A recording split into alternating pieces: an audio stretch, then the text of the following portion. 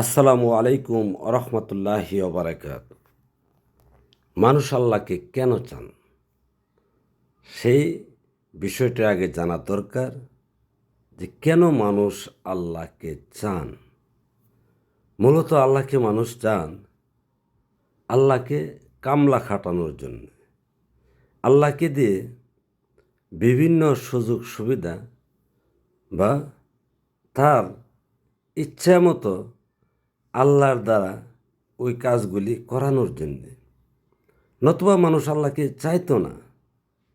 এই যে ধর্মীয় পালন বা ধর্মীয় অনুষ্ঠান বলেন, এগুলিও নিজেদের অপকর্ম ঢাকার জন্য, নিজের পাপ কাজগুলি ঢাকার জন্য, ডেকে নিজেকে ভালো দেখানোর জন্যে মানুষ ধর্মীয় আচার অনুষ্ঠান করেন অধিকাংশ ক্ষেত্রে।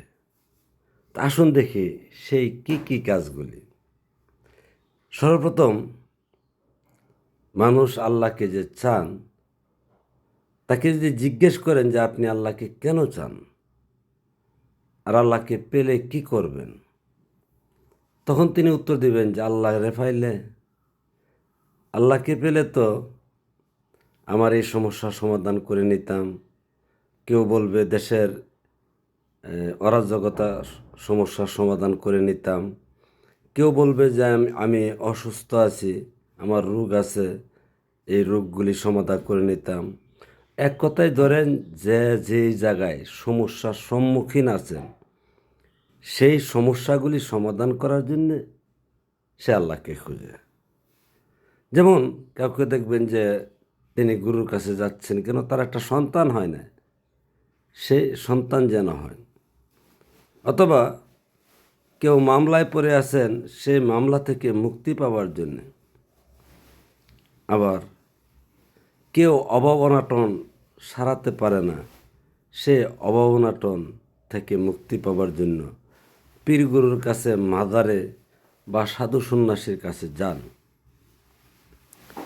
তো এইভাবে প্রত্যেকটা মানুষ তার সমস্যার সমাধান করতে যান। এর একুলটো কি, অর্থাৎ এর ফলাফল কি? অর্থাৎ সে যদি আল্লাহর সাথে মত বিনিময় করতে পারেন, কথা বলতে পারেন, আল্লাহকে দেখতে পারেন, তাহলে কি করবে একটু ভাবুন, ভেবে দেখুন।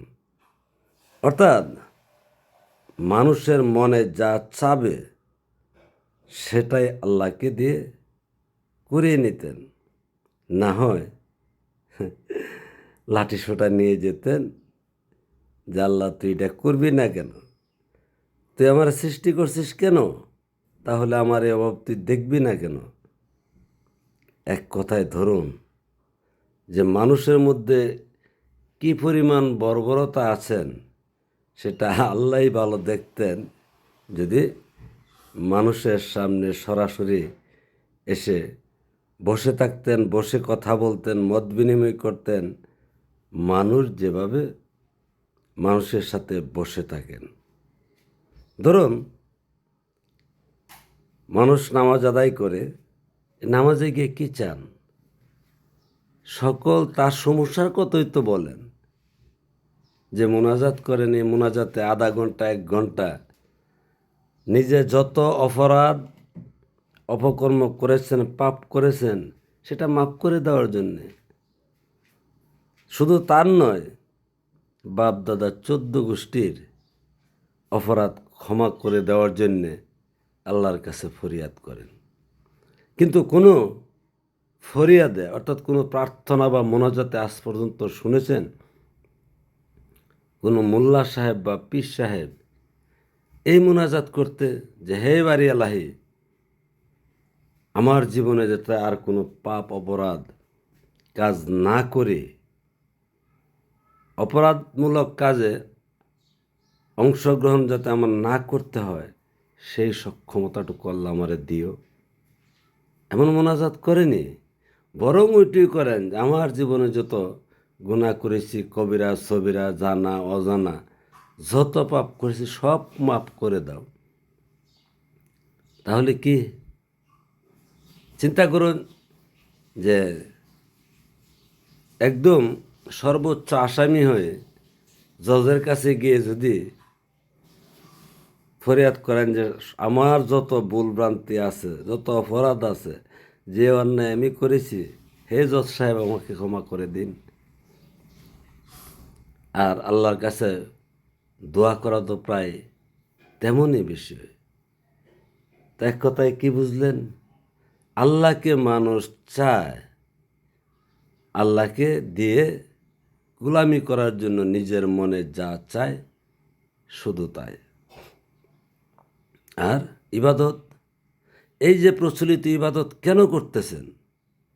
এই ইবাদতের বিপক্ষে কথা বলে দেখেন। যে মতাদর্শেই থাক না কেন, কিসের মৌলবী, পীর, ফকির আর সাধু সন্ন্যাসী, তাদের বিপক্ষে কথা বলে দেখেন, তারা তেড়ে আসবে আপনাকে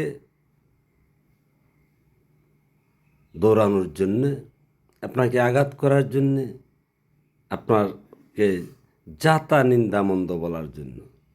কিন্তু কেন? কারণ এটাও একটা অনেক ইন্টারেস্টিং, মজার বিষয়। যেমন মৌলবীরা দাড়ি, টুপি, পাঞ্জাবি দিয়ে হাতে তবজি নিয়ে ঘুরলে সে আন্ডারগ্রাউন্ডে যত অপকর্মই করুক না কেন, এই সমাজের মানুষ কিছুই বলবে না।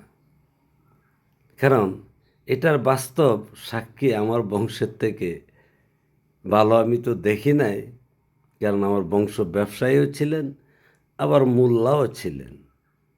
তাই এই মোল্লার লেবাজে সিলেটে গিয়ে কি ডাকাতি না করতেন, তো এটা তো মজার বিষয়। এই কারণে যে বেশ ধরে আছে, দেখতেছে এই বেশের মধ্যে সম্মান পাওয়া যায়, ওই সম্মানের জন্য বেশ ধরে আছেন বা এই ইবাদত বন্দেগী করতেছেন। দেখেন, শুধু মুসলমানের মধ্যে ৭২-৭৩ ফ্যাক্টর লোক আছে, কেউ কারোর সাথে মিল নেই, কিন্তু যে যেখানে আছেন তার মধ্যে ভুল ত্রুটি আছে এমনটা বিশ্বাস করতে, মানতে কেউ বাধ্য নয়। বরং অন্যেরা ভুল, তারটাই ঠিক, এটার মধ্যে দাঁড়িয়ে থাকেন। কারণ সে তার গ্রুপের কাছে ভালো থাকেন, তার গ্রুপ তাকে ভালো বলেন, যে মৌলবাদীর হলে মৌলবী গ্রুপের, যেমন শুধু বাইতুল মুকাররম মসজিদ বা তাবলিগ নিয়ে ধরেন 2টা গ্রুপ আছে বাংলাদেশে, জানেন। এমনইভাবে প্রত্যেকটা মাযহাবের গ্রুপ আছে, আবার তরিকতের মধ্যেও বিভিন্ন তরিকার গ্রুপ আছে। এই গ্রুপের ভিতরে থাকেন, কারণ একটাই, যত ভুলভ্রান্তি ত্রুটি যাই করুক না কেন, তার ভিতরে সে ভালো থাকতে পারে, ভালো থাকেন। তো মূলত আল্লাহর নাম, ইবাদত বন্দেগী বা আল্লাহর দরকার সব মানুষের স্বার্থে।